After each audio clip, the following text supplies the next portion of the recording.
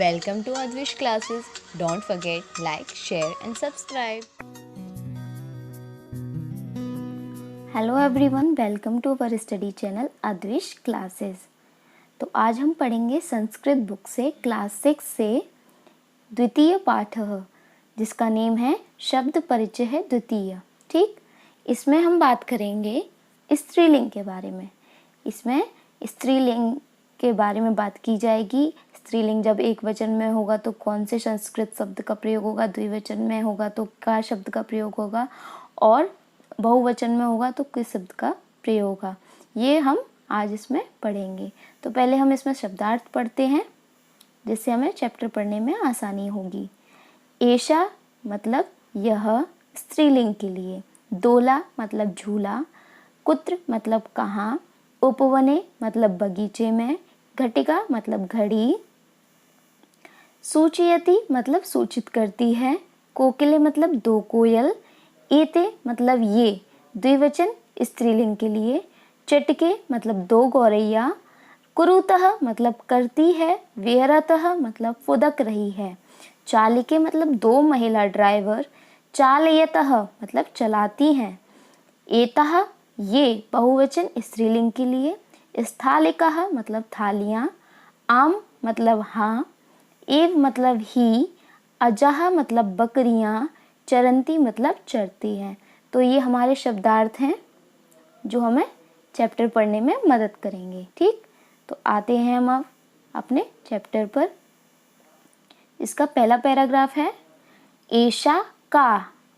आप पिक्चर देख रहे हैं, तो एषा मतलब क्या होता है, यह। किसके लिए? जब जो वस्तु है वो कैसी हो, यह मतलब जो वस्तु है वहाँ पर जिसको बताया जा रहा है वो स्त्रीलिंग में हो और एक वचन में हो। ठीक, और वो हमारे पास ही स्थित हो, तो उसके लिए हम क्या प्रयोग करेंगे, एषा। एषा मतलब यह, का मतलब क्या है, यह क्या है। एषा दोला, यह झूला है। दोला मतलब झूला है, और दोला जो है वो क्या है, एक स्त्रीलिंग शब्द है, इसलिए यहाँ पर एषा का प्रयोग किया गया है। ठीक, दोला कुत्र अस्ति, झूला कहाँ स्थित है, दोला उपवने अस्ति। दोला मीन्स झूला, उपवने मतलब बगीचे में, अस्ति मतलब स्थित है। दोला यानी झूला बगीचे में स्थित है। अब आते हैं दूसरे पैराग्राफ पर। इसमें लिखा है सा का। सा मतलब वह, का मीन्स क्या है, वह क्या है। सा घटिका, वह घटिका मतलब घड़ी है। ठीक, तो यहाँ पर घड़ी जो है वो एक स्त्रीलिंग शब्द है और एक वचन है, यानी कि घड़ी एक है, यानी कि एक वचन है, और ये हमसे दूरी पर स्थित है, इसलिए यहाँ पर हमने वह का प्रयोग किया है। और वह के लिए संस्कृत शब्द जो प्रयोग किया है वो है सा। घटिका किम सूचयति, घड़ी किम मीन्स क्या, सूचयति मतलब सूचित करती है। घड़ी क्या सूचित करती है, घटिका समयम सूचयति। घटिका समय सूचयति मतलब सूचित करती है, घड़ी समय को सूचित करती है। ठीक, तो हमने ईशा का प्रयोग किया था स्त्रीलिंग शब्द के लिए और एक वचन के लिए, और जब वो जो वस्तु है वो हमारे पास में स्थित हो, जबकि सा का प्रयोग हम स्त्रीलिंग, एक वचन और जो वस्तु है वो दूरी पर स्थित होगी उसके लिए करते हैं। ठीक, इसके आगे आते हैं अगले पैराग्राफ पर। इसमें है एते के।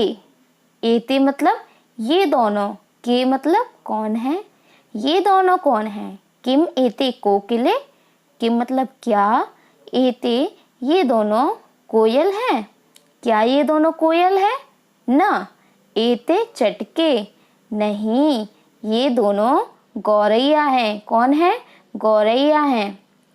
चटके किम कुरुतः, चटके ये दो गौरैया क्या करती हैं। एते विहरतः, ये दोनों फुदक रही हैं। क्या कर रही हैं, ये दोनों विहरतः मतलब फुदक रही हैं।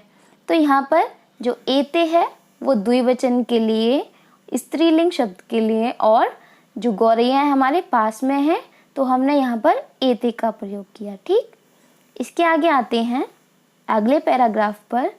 ते के, ते मतलब वे दोनों कौन हैं, के मतलब कौन है, वे दोनों कौन हैं, ते चालके स्तः, वे दोनों, चालके मतलब ड्राइवर और चालके का मतलब होता है स्त्रीलिंग यानी कि महिला ड्राइवर, ठीक, महिला ड्राइवर हैं। ते किम कुरुतः, वे दोनों क्या करती हैं, वे दोनों क्या करती हैं, ते वाहनम चालयतः, वे दोनों वाहन चालयतः मतलब चलाती हैं, या वाहन मीन्स गाड़ी चलाती हैं, वे दोनों गाड़ी चलाती हैं, ठीक। तो यहाँ पर भी क्या हुआ, ठीक, यहाँ ते के यूज क्यों किया गया है, ते का प्रयोग द्विवचन के लिए और स्त्रीलिंग शब्द के लिए, और जब हमसे वस्तु कहाँ है, दूरी पर है, ये दोनों जो गाड़ियाँ चला रही हैं महिला, ये हमसे कहाँ है, दूरी पर स्थित है, इसलिए हमने ते का प्रयोग किया, ठीक। इसके आगे आते हैं अगले पैराग्राफ पर। एतः काहा, एतः मतलब ये सब, काहा मतलब क्या है, ये सब क्या है, एथा एतः स्थालिकाः, ये सब थालियां हैं, ये सब क्या है, थालियां हैं। किम एतः गोलाकारः, क्या ये सब गोलाकार की हैं, आम एतः गोलाकारः एव, आम मतलब हाँ, एतः ये सब गोलाकार की ही है, एव मतलब ही, ये सब गोलाकार की ही हैं, ठीक। तो एतः का प्रयोग हमने बहुवचन के लिए, स्त्रीलिंग शब्द के लिए, और जब थालियां हमारे पास में ही हैं तो हमने यहाँ पर उनको दर्शाने के लिए एतः का प्रयोग किया, ठीक। इसके आगे आते हैं अगले पैराग्राफ पर। ताह काह, वे सब, काह मतलब कौन है, ताह मतलब वे सब, काह मतलब कौन है, वे सब कौन है। ताह अजाह, वे सब, अजाह मतलब बकरियां हैं, वे सब बकरियां हैं। ताकिम कुर्वन्ति, वे सब, किम मतलब क्या, कुर्वन्ति मतलब करती हैं, वे सब क्या करती हैं। ताह चरन्ति, वे सब चरती हैं, वे सब चरती हैं। तो यहाँ पर ताह का प्रयोग हमने बकरियां जो हैं हमसे दूरी पर हैं, बहुवचन में है और स्त्रीलिंग है, तो हमने यहाँ पर इनको दर्शाने के लिए ताह का प्रयोग किया, ठीक। तो इस चैप्टर में हमें स्त्रीलिंग शब्द के बारे में बताया गया, और जो हमारा पहला चैप्टर था उसमें हमें पुल्लिंग शब्द के बारे में बताया गया, ठीक, कि हमें पुल्लिंग शब्द होंगे, एक वचन, द्विवचन, बहुवचन, और दूर स्थित है या पास स्थित है, उनके हिसाब से कैसे शब्द प्रयोग करने हैं वो बताया गया था। इसी तरीके से दूसरे चैप्टर में, इसमें जो हमने आज पढ़ा है, इसमें हमें स्त्रीलिंग के बारे में और एक वचन, बहुवचन, द्विवचन इनके बारे में, और दूर में स्थित हो या पास में स्थित हो तो उनके हिसाब से कैसे हमें शब्दों का प्रयोग करना है उसके बारे में बताया है। तो ये चैप्टर हमारा यहीं फिनिश होता है। आपको अगर हमारा वीडियो अच्छा लगा हो तो लाइक, सब्सक्राइब, शेयर करना ना भूलें। Thank you.